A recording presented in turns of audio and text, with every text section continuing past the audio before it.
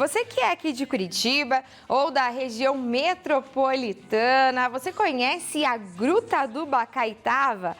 Olha só, fica ali na região de Colombo. Eu sempre quis conhecer e fui lá e olha, super legal, ainda mais para quem tem crianças, um passeio super incrível e bem pertinho aqui da capital. Este Parque Nacional Municipal Gruta do Bacaitava foi instituído no ano de 2000. Dá uma olhadinha que bacana este passeio. Uma escultura em meio à mata, uma caverna formada em rocha calcária de 600 a 700 milhões de anos. A 45 minutos de Curitiba está o Parque Municipal Gruta do Bacaitava, um lugar com rica história em toda a sua constante formação, um patrimônio espeleológico. É a preservação desse patrimônio que foi formado naturalmente aí com essa ação da água da chuva, com a presença do rio, dos habitats dos animais, tudo isso que faz a formação de uma caverna, né? Todo o processo químico que ocorre dentro dessa caverna, né, foi gerado há milhares de anos e a nossa caverna ainda está em formação. A gente até costuma falar que para formar um pequeno pedacinho de uma estalactite, que nós vamos ver, né, no teto da caverna, milímetros assim a cada ano, assim, então é uma coisa que faz ela ser algo surpreendente. Esta gruta foi achada por acaso por um imigrante italiano. Essas terras pertenciam a um dos imigrantes italianos, São Antônio Gasparim, e ele, quando estava fazendo aí o seu plantio, né, estava arando a sua terra, ele descobriu esse espaço aqui dentro, aqui da região. E, é claro, algo inusitado, tratou logo de espalhar notícia, de convidar os familiares, amigos para poder vir visitar. E aí foi descoberto, então, esse espaço que hoje nós chamamos de Gruta do Bacaitava. Tanto ficou conhecida que foi aberta para a visitação, recebendo turistas oficialmente no ano de 1999.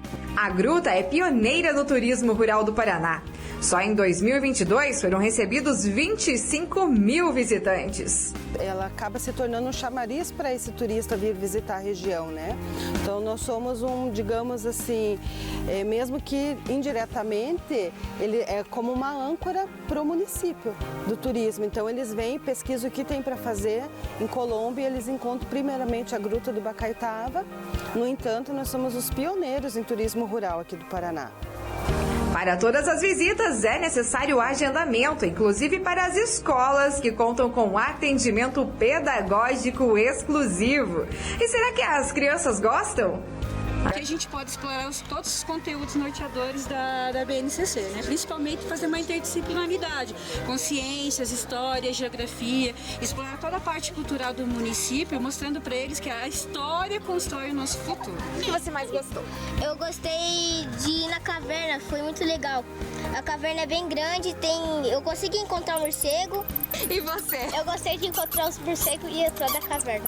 Assim como as crianças, nós também estamos super empolgados para começar o passeio. E já sabendo um pouco sobre o ponto turístico, vamos a fundo em nossa expedição ao lado do guia. Guilherme, há quanto tempo que você já é guia turístico aqui na gruta? Aqui na gruta fazem 1 ano e 7 meses. E você gosta, assim, dessa área de ficar em meio à natureza? Porque deve ser um trabalho bom demais, hein? É um trabalho bem relaxante. Na gruta a gente já conhece cada cantinho. Isso. Então o que enche os olhos hoje em dia é mais o público, né? E o público gosta bastante. Gosta. E a gente já está com uma lanterna, a gente só está no comecinho aqui da nossa trilha, né, Guilherme? Isso. Mas por que é importante estar com a lanterna nas mãos? E todo visitante recebe? Isso. Nós fornecemos as lanternas, emprestamos elas. E como são 200 metros subterrâneos, né, embaixo da terra, então vai ficar bem escuro.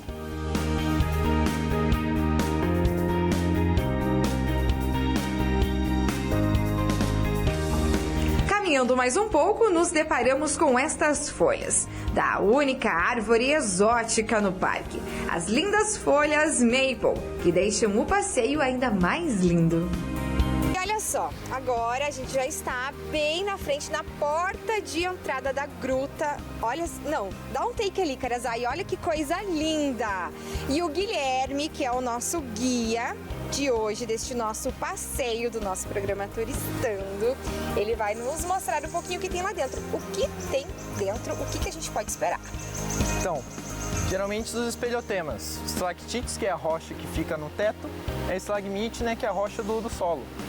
Quando há o encontro das duas, elas se unem e formam colunas. A gente vai conseguir observar essas formações também dentro da galeria. E se a gente usar muito a imaginação, a criatividade, a gente consegue visualizar várias coisas, né? Abóbora, caveirinha, o bico da águia, que é uma rocha que parece, né, a cabeça de passarinho. Então vamos ver se a gente tem sorte, né? Vamos lá, acender a nossa lanterna e entrar na gruta. E haja imaginação. Assim que entramos, pronto. Estão ali muitas formas. E além disso, são 39 espécies de vida. Guilherme, a gente já entra aqui e vê muita coisa diferente, como pra quem não tá acostumado, claro, né? E a gente vê muita coisa aqui em cima, por exemplo, essas... Como que você chama o nome dessas rochas aqui? Essas aqui são espelhotemas. Espelhotemas. A de cima é estalactite e ela é formada basicamente com o contato da água da chuva com a matéria-prima no solo. Nesse contato a água ela se torna ácida. Então ela consegue retirar das rochas calcárias uma substância com o nome de carbonato de cálcio. Essa substância ela é bem parecida com uma argila, só que ela é branca. Para crescer de 5 a 10 centímetros de espelhotemas, são necessários 100 anos. Nossa, é muito tempo. Então esses maiores aqui é muito mais tempo. Se a gente fosse chutar, tem uma coluna ali na frente, é uma estimativa de uns 5 mil anos para a formação dela. É muita coisa. E a gente vê até que caem algumas gotas d'água, até tem uma ali que eu tô vendo agora. Isso, em épocas de chuva. Tem ainda. Em épocas de chuva, o gotejar dela aumenta. Como teve algumas noites que choveram, né, a infiltração dela aumentou um pouquinho. Tá, e essa gota, por exemplo, então ela vai se calcificando. Isso, ela traz um material que se calcifica.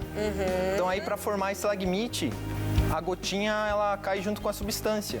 Aí ela vai formando a estalagmite, né, que é a do solo. Essa substância ela fica um pouquinho mais densa, então ela fica mais pesada.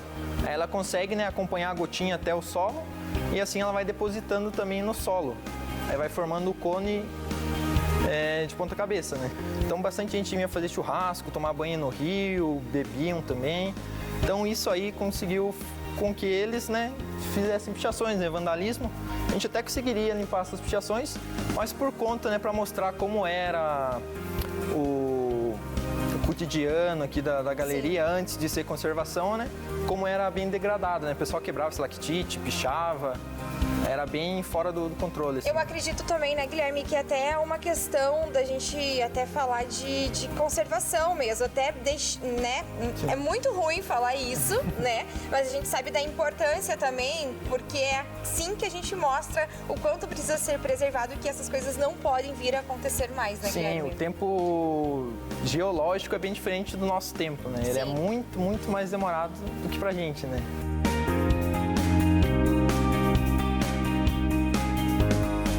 Isso é tipo um barro, uma lama, então, o que é? Essa daqui a gente chama abóbora.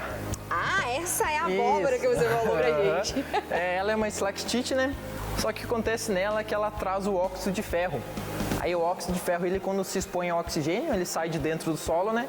Aí quando ele se expõe ao oxigênio, ele já adquire essa coloração laranjada, automaticamente, né? E falando em temperatura e tudo aqui, é gelado aqui dentro, né? Gelado, aqui varia de 11 a 17 graus. Geralmente as grutas, os agricultores usavam para conservar alimentos. Eles colhiam, né, as verduras. Por ser um lugar mais fresco. Isso. Aí colocavam dentro das galerias, né, para poder fazer a conservação, né. A gente chegou em mais um ponto aqui da gruta que é bem interessante. Tem uma história por trás da história de muitos comentários dos moradores da região. E tinha algumas pessoas que usavam este local para esconderijo. E o Guilherme vai nos explicar sobre isso. Isso, algumas pessoas se esconderam aqui na época da Segunda Guerra Mundial. E essas pessoas eram filhos de imigrantes italianos. Eles estavam se escondendo justamente das juntas militares, né? Eles não queriam ir para a guerra. E na época também a junta militar ela era móvel, né? Então ela ia de cidade em cidade para recrutar os soldados. E aqui nós também fazemos uma experiência, que é de desligar todas as lanternas, né? E ficar um minutinho em silêncio aí só para sentir como eles passaram esse tempo, né? Como eles não podiam usar iluminações, né? Por conta para não chamar a atenção das pessoas. Sim. Daí eles tinham que ficar a maior parte do tempo no escuro. E agora, como o Guilherme falou, nós vamos apagar todas as luzes, inclusive das lanternas e todo o nosso equipamento, para tentar entender um pouquinho como eles ficaram todo esse tempo aqui escondidos na gruta.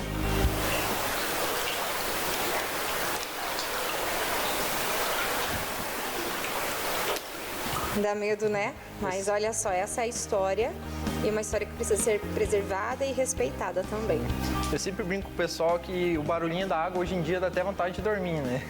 É verdade, Na é época esse relaxante. barulhinho deve ter sido bem apreensivo para eles. Né? Verdade, com muito medo.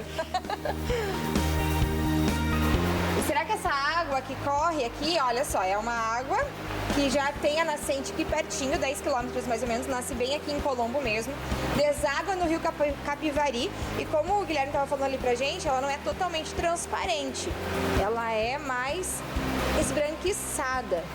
E até não é gelada não, hein? Então, com o passar do tempo, o gotejar, tudo, ela se formou como uma caveirinha. Ela só aparece de perfil de lateral. Isso. Se a gente tentasse olhar ela de frente, ela não pareceria. Não dá a mesma visão. Pareceria que seria deformada essa outra parte da face, né, da caveirinha.